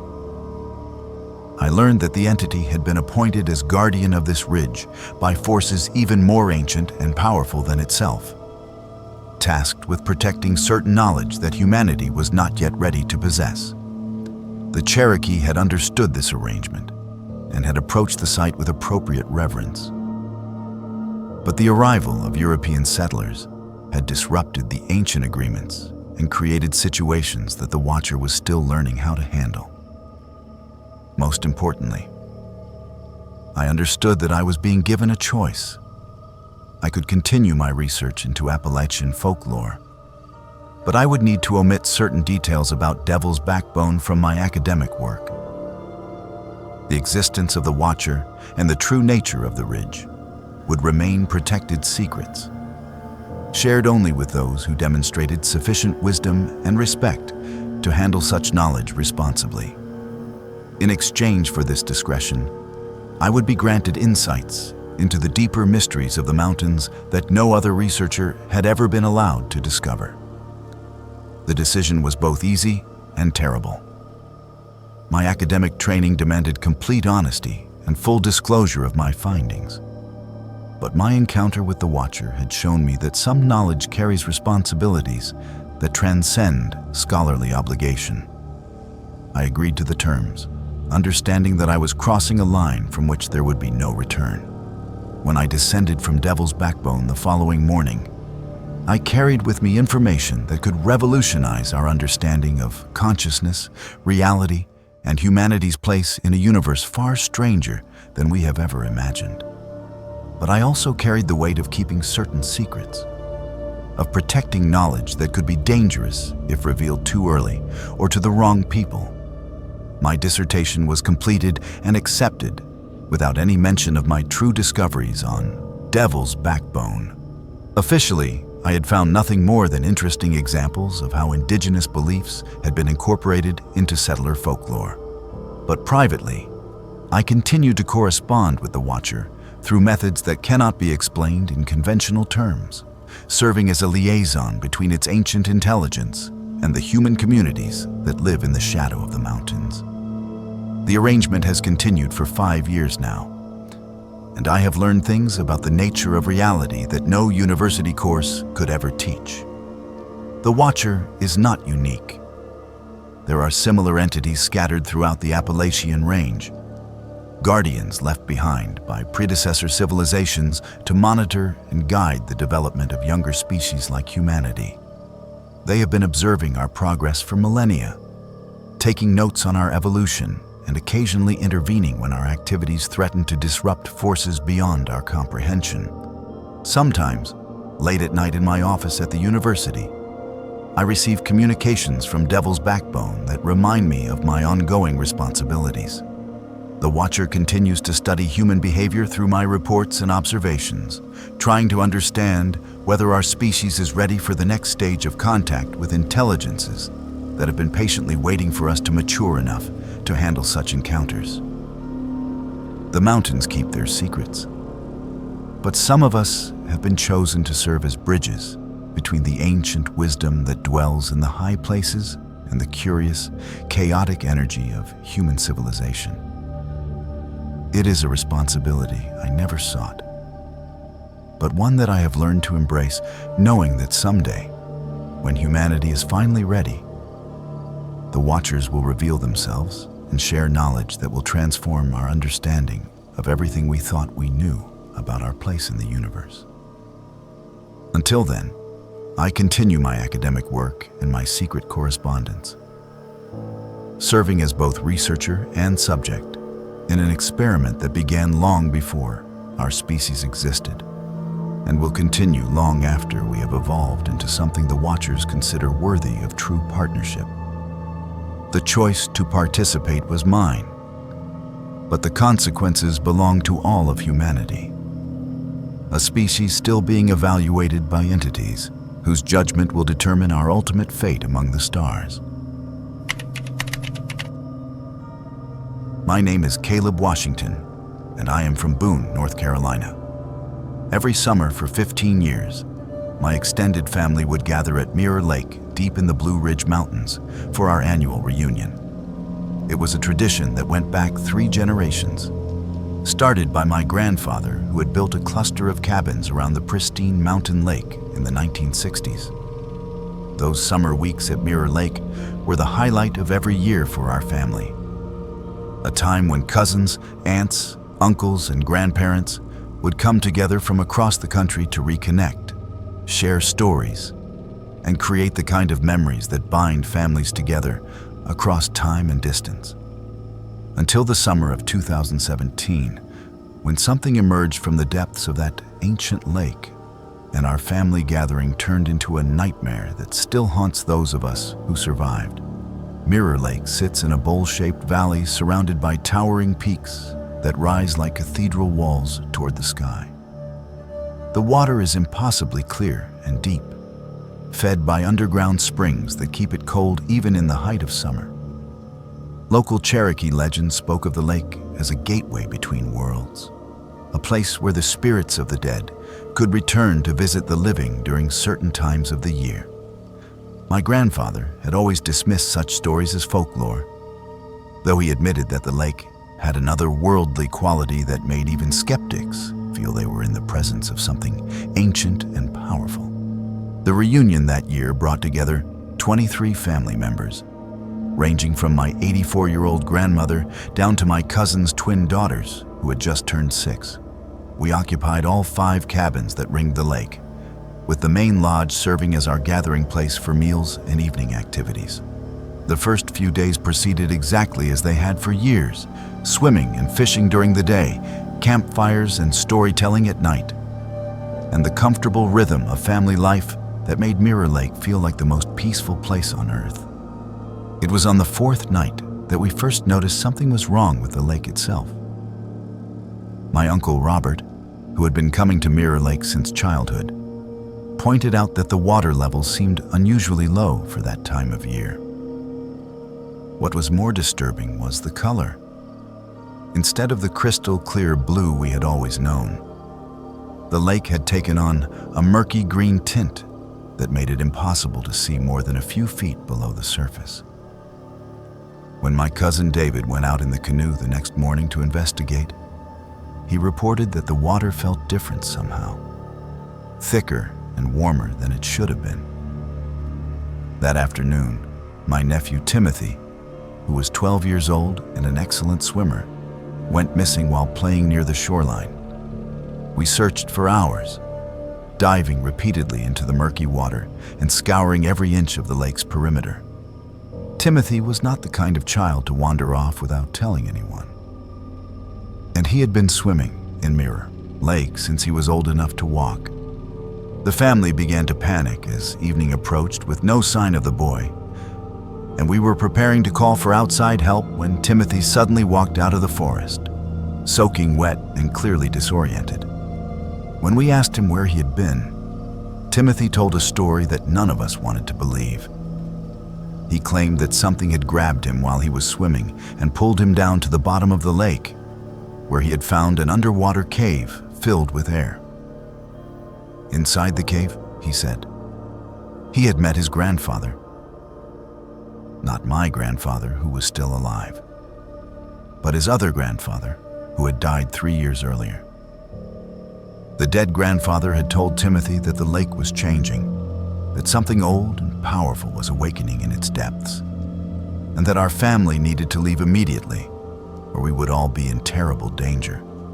We attributed Timothy's story to trauma and confusion, possibly a near-drowning experience that had left him temporarily disoriented. But that night, other family members began to report strange encounters.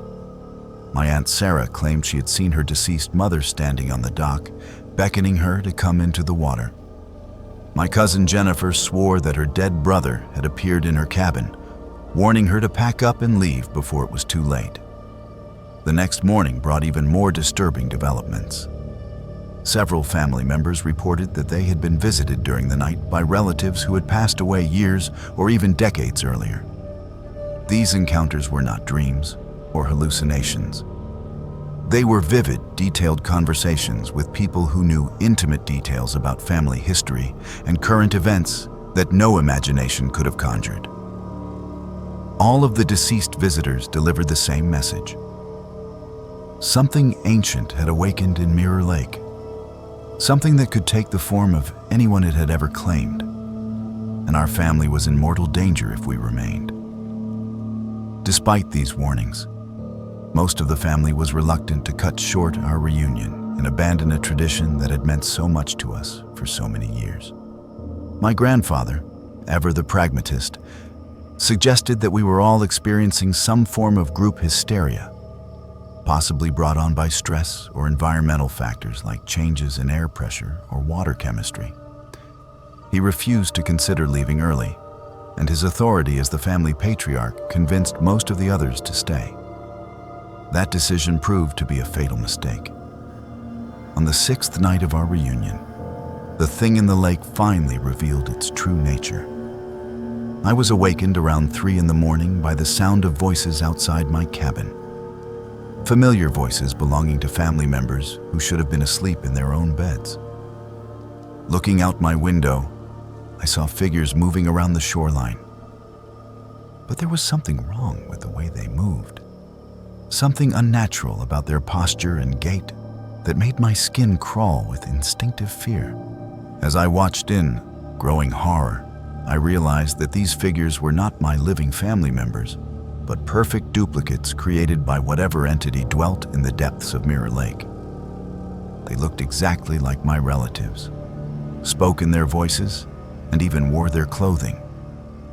But they moved with a predatory grace that belonged to something that had never been human. These doppelgangers were moving from cabin to cabin, calling out to the sleeping occupants in voices filled with love and concern, trying to lure them outside where they could be replaced. I grabbed the emergency flare gun my grandfather kept in every cabin and fired it into the sky, hoping to wake everyone and alert them to the danger. The red flare burst overhead like a miniature sun, bathing the entire lake in crimson light that revealed the true horror of our situation.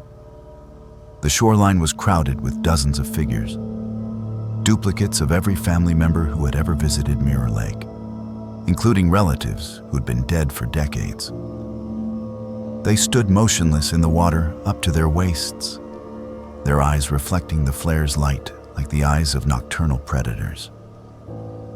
The real family members began emerging from their cabins, confused and frightened by the commotion. What followed was a scene of absolute chaos as we tried to distinguish between the living and the replicas that had been created to replace us. The duplicates were perfect in every detail, except for their eyes, which held an alien intelligence that had nothing to do with human consciousness. They spoke our names, pleaded with us using our own voices, and even shared memories that only the real family members should have known. My grandmother, the matriarch of our family and the wisest among us, was the first to understand what we were facing. She had grown up hearing Cherokee stories about Mirror Lake and the spirits that dwelt beneath its surface. According to the old legends, the lake was home to an entity that fed on human experiences and emotions, sustaining itself by absorbing the essence of those who drowned in its depths. Over the decades, it had been creating perfect replicas of its victims, learning to mimic human behavior with increasing sophistication. The entity had been waiting patiently for our family reunion, when it could claim multiple victims at once and add their memories and personalities to its ever-growing collection. The deceased relatives who had appeared to warn us were not ghosts or hallucinations, but earlier victims trying to save us from sharing their fate. What followed was a nightmare of confusion and terror as we tried to escape from the lake while avoiding the duplicates that were trying to prevent our departure. The real horror was not knowing which family members were genuine and which were replicas designed to lead us into traps. Several times I found myself talking to what I thought was a cousin or uncle, only to realize from some subtle wrongness in their behavior that I was facing an imposter that wanted to drag me down into the lake's murky depths. In the end, only 11 of the 23 family members who had come to Mirror Lake that summer managed to escape. The others were claimed by the entity. Their bodies never recovered, despite extensive search efforts by local authorities. Officially, they were listed as drowning victims, casualties of a tragic accident that had somehow claimed 12 people in a single night. The surviving family members gave conflicting accounts of what had happened, leading investigators to conclude that we were suffering from trauma-induced memory problems. The cabins around Mirror Lake were abandoned after that summer, left to decay in the mountain wilderness. My grandfather, broken by the loss of so many family members, never spoke of what had happened there. He died 2 years later, taking his silence to the grave, along with whatever guilt he felt for not heeding the warnings that might have saved the others. Those of us who survived have never gathered for another family reunion. The bonds that once held us together were severed that night at Mirror Lake, replaced by shared trauma and the terrible knowledge that some of the people we thought we had escaped with might not have been the real family members at all. We live with the constant fear that the entity followed us home, that the loved ones we thought we had saved might be perfect replicas designed to infiltrate our lives and eventually lead us back to the lake that hungers for human souls. Sometimes, in the darkest hours before dawn, I receive phone calls from family members who died at Mirror Lake. They beg me to return, promising that the entity has learned to control its hunger, that it only wants to reunite our family in the peaceful depths where no one ever grows old or experiences pain. Their voices are exactly as I remember them, filled with love and longing that almost makes me believe their promises. But I know the truth about Mirror Lake and the thing that dwells in its depths. The Cherokee were right to consider it a gateway between worlds, though they never imagined how literal that description would prove to be. Some bodies of water are not meant for human recreation, no matter how beautiful they appear on the surface. The entity that claimed my family continues to wait patiently in those dark depths, perfecting its collection of human replicas and preparing for the next group of unsuspecting visitors who will mistake its hunger for hospitality. Mirror Lake still appears on topographical maps and hiking guides, described as a pristine mountain destination perfect for family camping. But those of us who know its true nature have tried to spread warnings through unofficial channels, hoping to prevent other families from suffering the fate that befell our summer reunion.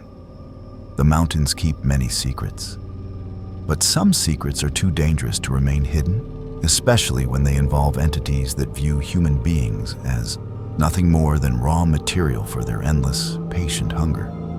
The lake remembers everyone who has ever entered its waters, and someday it will call them all home to join the perfect family that exists forever in the depths where time has no meaning and love never dies. My name is Dakota Rivers, and I am from Pikeville, Kentucky. I have been driving the mountain roads of Appalachia for 20 years, hauling freight through every holler and gap from Virginia to Tennessee. These highways hold no secrets from me. Or so I thought, until that October night in 2016, when I discovered a stretch of road that exists outside of time itself. There is one section of Route 119 that I will never travel again. A cursed piece of asphalt where the past bleeds through into the present, and travelers can become trapped forever in a loop that began more than 70 years ago. The run that changed everything was supposed to be routine. I was hauling a load of lumber from a mill outside Hazard to a construction site in Bluefield, a route I had driven hundreds of times before. The weather was clear, traffic was light, and I was making good time on familiar roads. It was just past midnight when I reached the section of highway that winds through the most remote part of Pike County, where the mountains rise like black walls on either side, and civilization feels like a distant memory. Mile marker 13 has always been a landmark I used to gauge my progress on this route. The marker sits at the bottom of a long valley where the road follows an old creek bed, surrounded by forest so dense that even moonlight barely penetrates the canopy. But that night, as my headlights swept across the familiar white sign, I noticed something that had never been there before.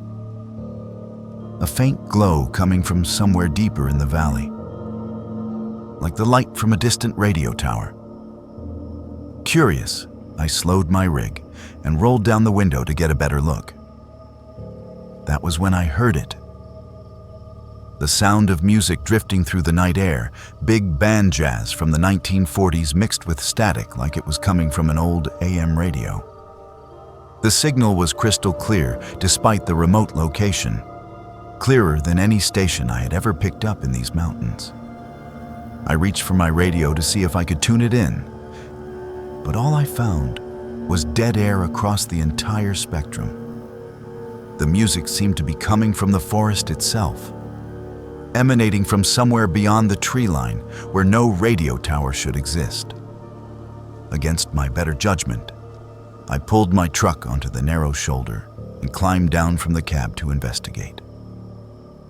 The October air was crisp and still, and the sound of the music became clearer as I walked toward the edge of the forest. Mixed in with the jazz were voices, a radio announcer speaking in the clipped, formal tones of the 1950s, advertising products that had not been manufactured in decades. Following the sound, I pushed through the undergrowth until I found an old logging road that was not marked on any map I had ever seen. The road was in remarkably good condition despite its apparent age, with fresh gravel and recently maintained drainage ditches. Most unsettling of all, there were tire tracks in the dirt, not the deep treads of modern vehicles, but the narrow prints left by cars from another era. The music grew louder as I followed the logging road deeper into the valley, and soon I could make out the glow of electric lights filtering through the trees ahead. What I found when I reached the source of the light defied every rational explanation I could conjure. Hidden in a clearing that should not have existed was a radio station that appeared to have been operating continuously since the early 1950s.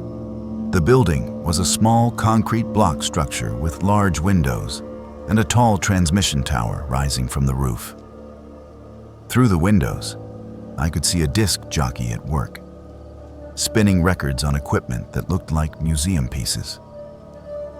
He wore a white shirt, thin tie, and suspenders, the uniform of radio men from a bygone era. The call letters painted on the building read WSKY, and a sign beneath them proclaimed, "Your voice in the sky, broadcasting since 1952. I should have turned around and left immediately, but curiosity overwhelmed caution. I approached the building and knocked on the door, which was answered by the disc jockey himself.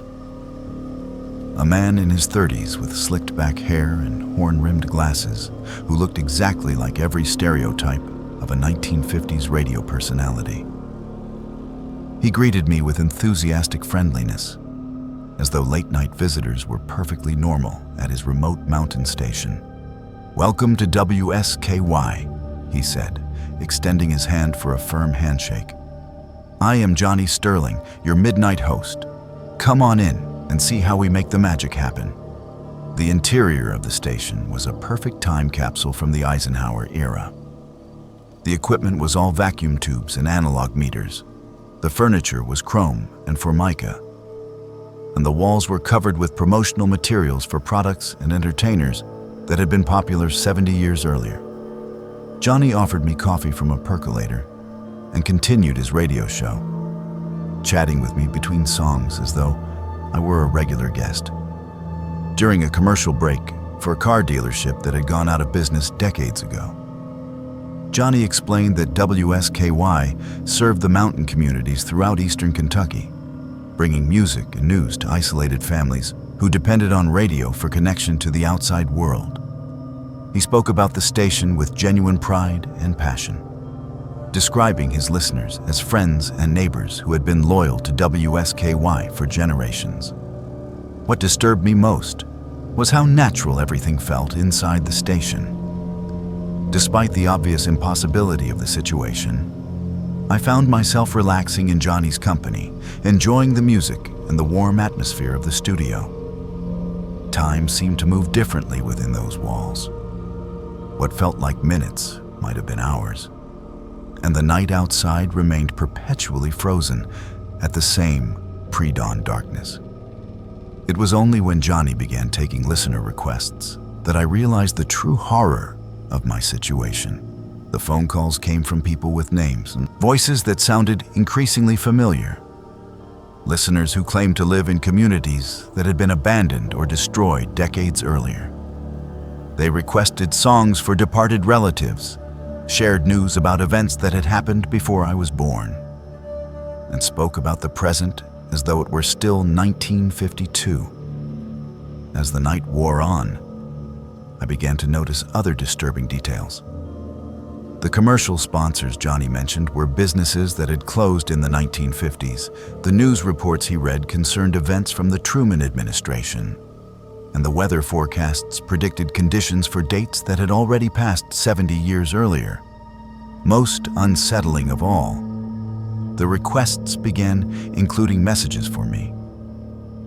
Listeners calling in to welcome the new truck driver and suggesting songs they thought I might enjoy. The realization hit me like a physical blow.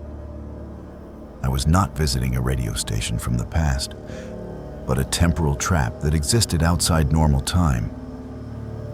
The station and everyone associated with it were caught in an endless loop, broadcasting the same shows, playing the same music, and living the same night over and over again. And now, by entering the station and interacting with Johnny, I risked becoming part of that loop myself.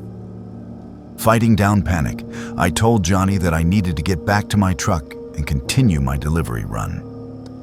He seemed genuinely disappointed by my departure, but walked me to the door with the same cheerful hospitality he had shown all evening. As I stepped outside, he called after me with a friendly wave. "Come back anytime, friend. WSKY is always here for you, 24 hours a day. We will be right here waiting when you need us."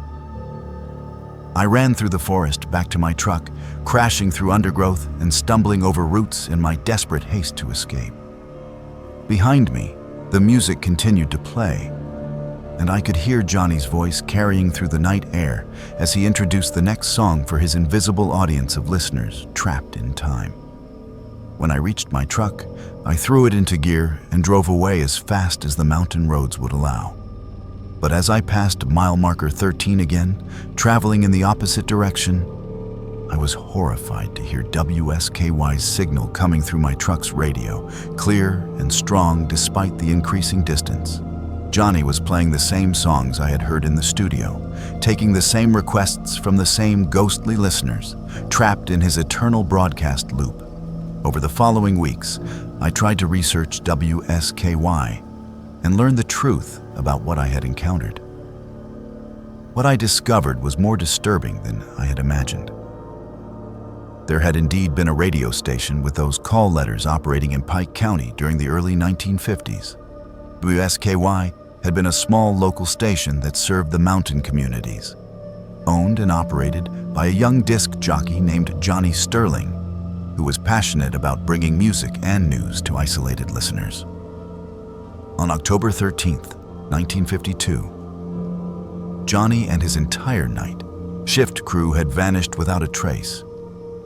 Their car was found abandoned near mile marker 13, but no sign of the men was ever discovered despite extensive search efforts. The radio station was closed permanently, its equipment sold off, and the building eventually demolished. But according to local legend, WSKY had never really gone off the air. Drivers on the lonely mountain highway sometimes reported hearing faint music and a disc jockey's voice late at night, broadcasting from a station that no longer existed. Since my encounter with Johnny Sterling and his impossible radio station, I have changed my route to avoid that section of Route 119. But sometimes, when I am driving other mountain roads late at night, I pick up fragments of WSKY's signal on my radio. A few bars of 1950s jazz, a snippet of Johnny's cheerful patter, or the voice of a listener calling in with a request for a song that stopped being popular before I was born. The most disturbing part is that some of those requests are now for me. Anonymous callers who somehow know my name and my route, suggesting songs they think the friendly truck driver might enjoy, inviting me to visit the station again whenever I am passing through Pike County.